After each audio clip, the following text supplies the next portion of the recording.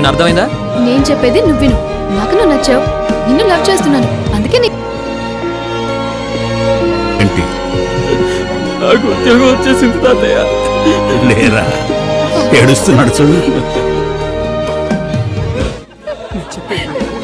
ఇంకేం చెప్పొద్దు, నన్ను తీసుకెళ్తానని మాత్రమే చెప్పు. ఇప్పుడు మీరిద్దరూ పారిపోతే వాళ్ళ అమ్మ చెల్లెలు వీధిలో నిలబడాలి. వాళ్ళిద్దరి తలరాత నీ చేతుల్లోనే ఉందమ్మా. వాడి కుటుంబం బాగుండాలి. వెళ్ళిపోమ్మా, దయచేసి వాడిని వదిలి వెళ్ళిపో. నీ కాళ్ళు పట్టుకుని అడుగుతున్నా, దయచేసి వెళ్ళిపోమ్మా.